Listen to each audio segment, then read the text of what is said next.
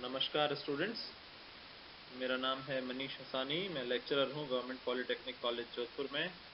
आप सभी का स्वागत करता हूं आज के इस ई लेक्चर में। इसका सब्जेक्ट है ME 307 इंडस्ट्रियल इंजीनियरिंग और टॉपिक है inventory control and economic order quantity EOQ analysis.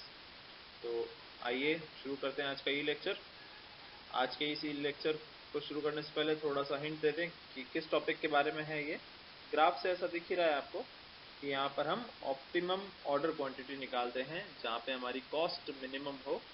दो तरह की कॉस्ट होती हैं, होल्डिंग कॉस्ट और ऑर्डरिंग कॉस्ट। उनका मिश्रण करके टोटल कॉस्ट आती है, वो जहाँ मिनिमम होती है वो कहलाती है ऑप्टिमल ऑर्डर क्वांटिटी या इकोनॉमिक ऑर्डर क्वांटिटी। तो आइए देखते हैं आज का लेक्चर शुरू करते हैं। स्टूडेंट्स, आइए जानते हैं कि इन्वेंट्री क्या चीज़ है। किसी भी फैक्ट्री में कोई भी रॉ मटेरियल होता है तो पहले इनपुट में आता है, फिर उसका इंस्पेक्शन होता है, उसको मूव करते हैं। जैसे नीचे डायग्राम में आपको दिख ही रहा है, मूव टाइम होता है, फिर सेटअप होता है, ऐसा कुछ। ठीक है, तो जो भी रॉ मटेरियल प्रोग्रेस में है और उसकी पैकेजिंग होने वाली है, स्पेयर्स में है, अदर स्टॉक में है और फिनिश्ड गुड्स के फॉर्म में, ये सारा कुछ इन्वेंट्री के फॉर्म में कहलाएगा। यानी कि basically stock of the company, जो स्टॉक है, जो मटेरियल है, बन गया, जो तैयार हो गया या जो आधा तैयार हुआ है, थोड़ा कच्चा है, वो सब इन्वेंट्री में आता है। ठीक है, आगे देखते हैं डिटेल में। तो इस इन्वेंट्री को कैरी करने के लिए कुछ कॉस्ट लगती है, उसको बोलते हैं इन्वेंट्री कॉस्ट। वो हो सकती है ऑर्डरिंग कॉस्ट, यानी उसे ऑर्डर प्लेस करने के लिए जो भी आपका ऑर्डर लगा, जैसे Telegram, telephone, emails, staff, recruiting staff, उसको ऑर्डर को बनाना, वो सब ऑर्डरिंग कॉस्ट में आएगा। कैरिंग कॉस्ट यानी उसको रखने की जगह, उसका किराया, उस टैक्सी का भाड़ा, आने का जो भी लेबर है वो सब। कैपिटल कॉस्ट, उसे खरीदने का जो कीमत है वो। और स्टोर स्पेस कॉस्ट मैंने बता ही दिया, जगह का किराया। इन्वेंट्री सर्विस कॉस्ट, उसके ऊपर जो भी लेबर वगैरह सब लगती है। इन्वेंट्री रिस्क कॉस्ट, हाँ, जैसे कोई ऐसा आपने स्टॉक खरीदा है तो उसमें से हो सकता है 5-10% ऑब्सोलीट हो जाए, यानी पुराना हो जाए मटेरियल, तो वो कभी बिकेगा ही नहीं। तो वो रिस्क के अंदर आता है, इन्वेंट्री रिस्क कॉस्ट। यानी कि जरूरी नहीं कि सारा का सारा सामान जो हमने लिया है वो बिके ही बिके, कुछ पुराना हो जाता है टेक्नोलॉजी के हिसाब से और वो डेड स्टॉक बन जाता है। That is called the inventory risk cost. आइए आगे डिटेल में देखते हैं। आइए समझते हैं कि इन्वेंट्री मैनेजमेंट एंड कंट्रोल क्या चीज़ है। इन्वेंट्री मैनेजमेंट जो है उसके अंदर क्या क्या रहता है? Development and administration of policies, systems and procedures which will minimize the total cost related to the inventory decisions and related functions such as production, scheduling, purchasing and transport. Inventory management control का काम वो है कि जो total cost को minimise कर दे। जितनी भी तरह की कॉस्ट अभी हमने पिछली स्लाइड में देखी, उन सभी का एड अप जो है वो मिनिमाइज हो जाए, मिनिमम हो जाए, ताकि जो फंक्शंस हैं, production, scheduling, purchase and traffic, उनके ऊपर ये डिसीजन लिया जा सके कि हम इन्वेंट्री नहीं रखेंगे। इन्वेंट्री कंट्रोल करने की काफ़ी सारी टेक्निक्स होती हैं जो इकोनॉमिक्स के अंदर बताई गई हैं। ABC technique, HML technique, VED technique, SED technique, FSM technique and EOQ technique. हमारे सिलेबस में जो है वो है EOQ टेक्निक और हम इंडस्ट्रियल इंजीनियरिंग के अंडर में EOQ टेक्निक को पढ़ेंगे। आइए देखते हैं। EOQ मॉडल को समझने के लिए हमें पहले ये देखना होगा कि बेसिक एजम्पशंस क्या हैं EOQ मॉडल जिसके ऊपर निर्भर करता है। यानी कि हम कुछ मान के चलते हैं, कंडीशंस वो होती हैं तब वो EOQ मॉडल जो है वो लागू होता है। क्या है वो कंडीशन? पहला, demand is known, constant and independent. यानी डिमांड जो है वो कांस्टेंट है, वो चेंज नहीं हो रही है। हमें पता है कि साल भर की डिमांड कितनी है प्रोडक्ट की, 1500 यूनिट, 1200 यूनिट। तो महीने की भी हमारे पास डिमांड पता है हमें। दूसरा, lead time is known and constant. यानी कि जैसे मैंने आज 500 पीस का ऑर्डर किया तो मुझे पता है कि वो 15 दिन में आएगा। तो जो ये 15 दिन है ऑर्डर फुलफिल होने का टाइम, वो कहलाता है लीड टाइम, जो कि कांस्टेंट है। चाहे मैं 100 पीस मंगाऊं, चाहे 500 मंगाऊं, चाहे 700, वो वैल्यू चेंज नहीं होगी। तीसरा है, receipt of inventory is instantaneous and complete. जैसे ही मैंने ऑर्डर मेरे पास आ गया इन्वेंट्री का, जैसे 500 का, लीड टाइम 15 दिन बाद, तो जिस दिन वो 15वें दिन आया वो मेरी फुलफिल कर देता है इन्वेंट्री इंस्टेंटेनियसली। ऐसा नहीं लगता कि मेरे को 1 घंटा लगेगा या 5 घंटे लगेंगे या 1 दिन 2 दिन लगेगा उसको फुलफिल करने में, या ट्रक को अनलोड करा, उस टाइम को हम जीरो मानते हैं। उसको हम सोचते हैं कि इंस्टेंटेनियसली 15वें दिन वो हमारा स्टॉक फुल हो गया, 0 से 500 या 100 से 600 से 500 का स्टॉक फिल हो गया। चौथा, quantity discounts are not possible. यानी कि हम चाहे कितनी भी क्वांटिटी ऑर्डर करें, उसका प्राइसिंग चेंज नहीं होगा, उस पर कोई डिस्काउंट नहीं मिलेगा। यानी कोई प्रोडक्ट 15 रुपये पर यूनिट आ रहा है, तो चाहे उसका 100 पीस मंगाए, 500 मंगाए या 1000 मंगाए, वो 15 रुपये पर यूनिट ही आएगा। पांचवा point, only variable cost are setup and holding. सिर्फ जो सेटअप और होल्डिंग कॉस्ट है, जो उसको संभालने के हमारे होल्डिंग कॉस्ट है, इन्वेंट्री के कॉस्ट है, किराया वगैरह, वही वेरिएबल है, वो यूनिट्स से बदलेगा। जितनी ज़्यादा यूनिट्स को मैं किराए पे रखूँगा, उतना ज़्यादा मेरा वेरिएबल कॉस्ट लगेगा। ऑर्डरिंग कॉस्ट जो होता है वो कांस्टेंट होता है। अच्छा, छठा point, zero stock can be completely avoided. हाँ, ये मान के चलते हैं हम इसके अंदर कि मिनिमम कुछ ना कुछ स्टॉक तो मेरे पास रहेगा ही, उसको बोलते हैं सेफ्टी स्टॉक। ताकि अगर कहीं से ऑर्डर आने बंद हो जाए या माल आना बंद हो जाए, तो ट्रक्स की हड़ताल हो जाए, तब भी मेरे पास एक सेफ्टी स्टॉक होना चाहिए, जिससे मैं ऑर्डर को फुलफिल कर सकूँ। आगे नेक्स्ट देखते हैं ईओक्यू मॉडल। तो आइए देखते हैं ईओक्यू मॉडल, जो हमने अभी पिछली स्लाइड में एजम्पशंस देखे, देखते हैं वो कैसे लागू होते हैं। यहाँ पे पहले डेफिनेशन पढ़ लेते हैं। In assumed EOQ model of fixed quantity of material is ordered. एक फिक्स्ड क्वांटिटी ऑफ मटेरियल का जो हम ऑर्डर करते हैं उसको ईओक्यू बोलते हैं। Whenever the stock on hand reaches the reorder point, the fixed quantity of material ordered each time is nothing but the economic order quantity. हर बार जो ऑर्डर करते हैं वो economic order quantity है। and when the new consignment arrives, the total stock shall be within the maximum and the minimum limits. और जब नया stock आए, तब हमारा जो स्टॉक है मैक्सिमम और मिनिमम लिमिट के बीच में होना चाहिए। तो ये देखिए ग्राफ के अंदर, ये जो लेवल है मैक्सिमम और मिनिमम के बीच का, ये हमारा ऑर्डर्ड क्वांटिटी है ईओक्यू। और जब यहाँ हमने ऑर्डर आ गया और हम ई लेवल पहुँच गए, तो फिर वो खर्च होना शुरू होगा और नीचे आएगा, और बीच में एक लेवल आएगा जब हम ऑर्डर प्लेस कर देंगे। ऑर्डर प्लेस करने के बाद एक समय है, वो लगता है लीड टाइम, उस ऑर्डर को फुलफिल होने के लिए। उस समय भी स्टॉक खर्च होता रहेगा, और लीड टाइम के बाद वो मिनिमम लेवल पे आ जाएगा और स्टॉक एकदम से हमारे पास अराइव हो गया, इंस्टेंटेनियस स्टॉक रिफिल हो गया। तो ऐसे ही जी पे खर्च होना शुरू होगा और आगे फिर वापस पूरा लीड टाइम का खर्च होगा, फिर वापस फुलफिल हो जाएगा। तो जो मिनिमम लेवल है वो आपका कहलाता है सेफ्टी स्टॉक, मिनिमम लेवल के नीचे का। मिनिमम लेवल और रीऑर्डर लेवल के बीच का स्टॉक है वो कहलाता है बफर स्टॉक, जो कि ऑर्डर प्लेस करने के बाद और ऑर्डर रिसीव होने के बीच में यूज आ जाता है। और आगे हम देखते हैं इस मॉडल में ईओक्यू कैसे ज्ञात किया जाता है। Next slide. Types of cost. Type, दो तरह की कॉस्ट हम जिसके बारे में बात कर रहे हैं, एक होल्डिंग कॉस्ट, एक ordering cost. Holding cost, the complete cost of holding और carrying inventory over the time. उस सामान को या उस प्रोडक्ट को, फिनिश गुड्स को हमें कैरी करने के लिए जो कॉस्ट लगेगा, जिसमें किराया, मजदूरी, लेबर सब आ गया। और ऑर्डरिंग कॉस्ट क्या है? The complete cost of placing an order and receiving the goods.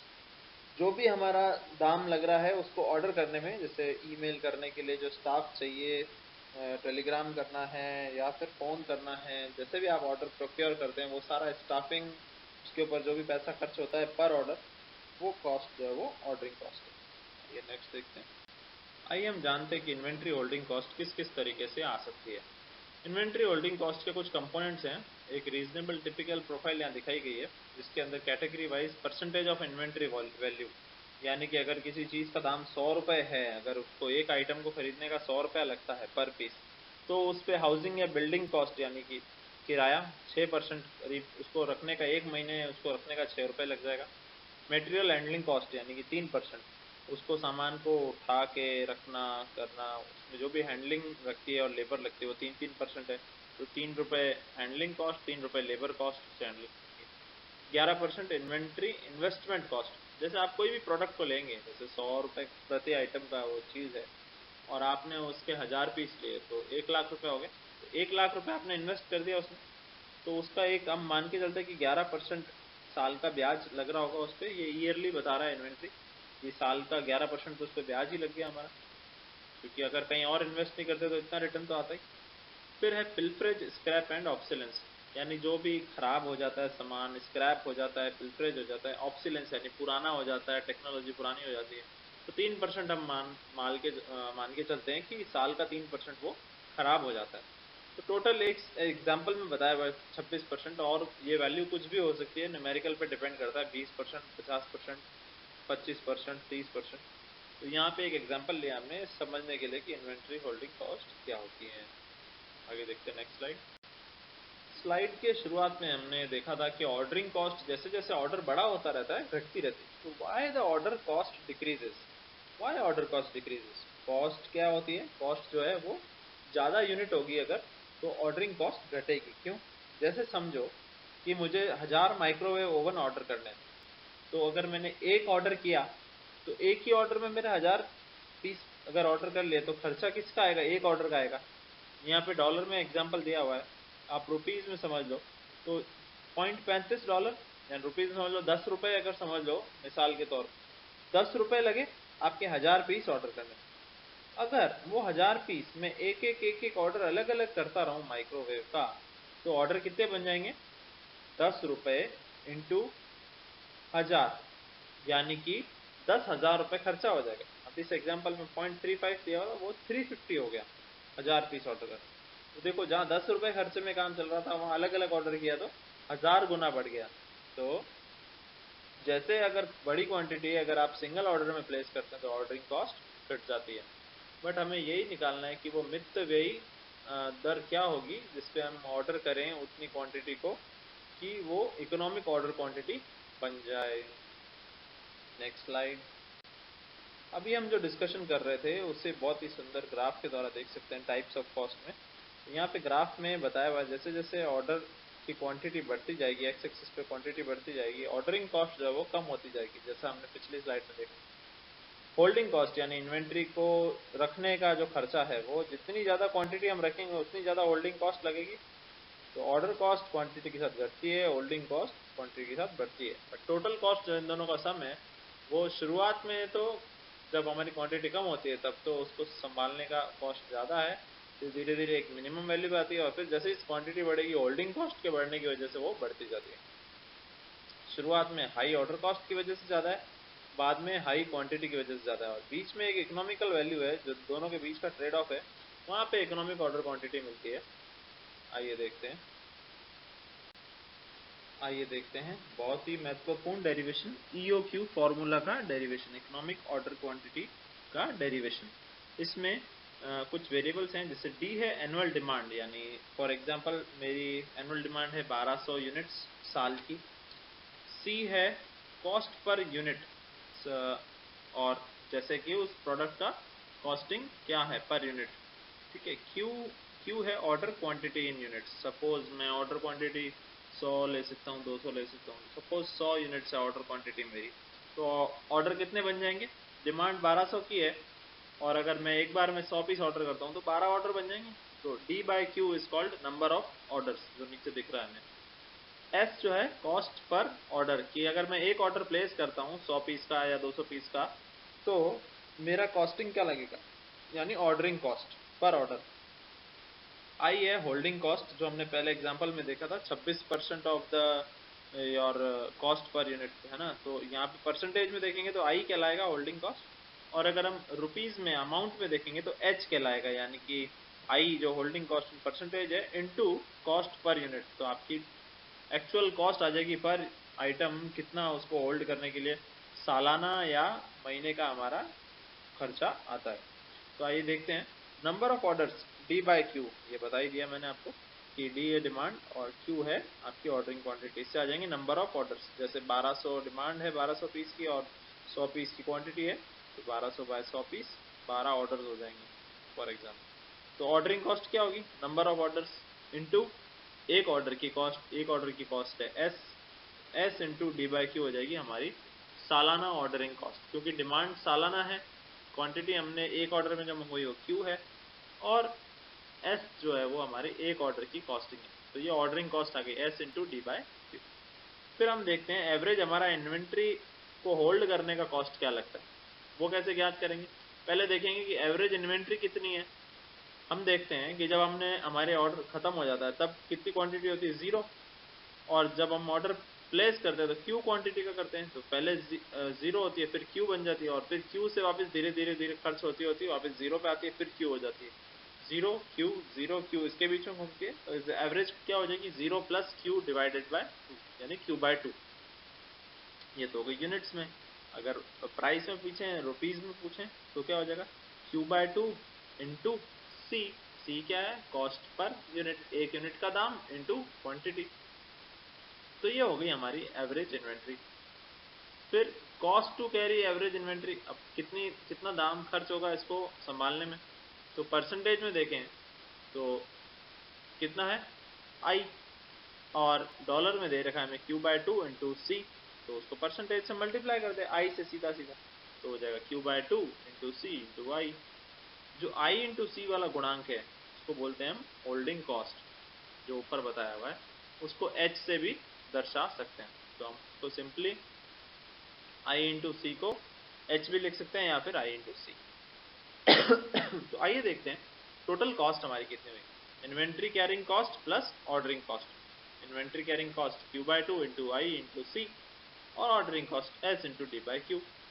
अब यहाँ पे हम देखें कि सब कुछ कांस्टेंट हम मान चुके हैं पहले से कि डिमांड कांस्टेंट है हमारे एजम्पशंस के अंदर, इन्वेंट्री कैरिंग कॉस्ट कांस्टेंट है, सी जो है प्राइस जो कि निर्धारित होगी 45 रुपये 50 रुपये जो भी कांस्टेंट होगी। तो जो वेरी कर रहा है वो क्यू है, जो हमें निकालना है कि कितना ऑर्डर क्वांटिटी का ऑर्डर करें कि हमारी जो टोटल कॉस्ट है दो चीज़ों का सम ये मिनिमम हो जाए। तो हमारा उद्देश्य है इस टोटल कॉस्ट को मिनिमम करना, और क्यू यानी जो ब्लू क्वांटिटी दिखाई है उसका वेरिएबल वैल्यू क्या होगी। तो हम क्या कर सकते हैं, पहले डेरिवेटिव ले लेते हैं टोटल कॉस्ट का, D of T C divide by D Q, यानी टोटल कॉस्ट का derivative with respect to Q. क्योंकि यहाँ पे पहली टर्म में q की पावर 1 है तो डेरिवेटिव हो जाएगा उसका 1, तो बचेगा i इंटू सी बाई 2। दूसरी वाली क्वांटिटी में q की पावर है 1/, सेकेंड पावर है 1/q।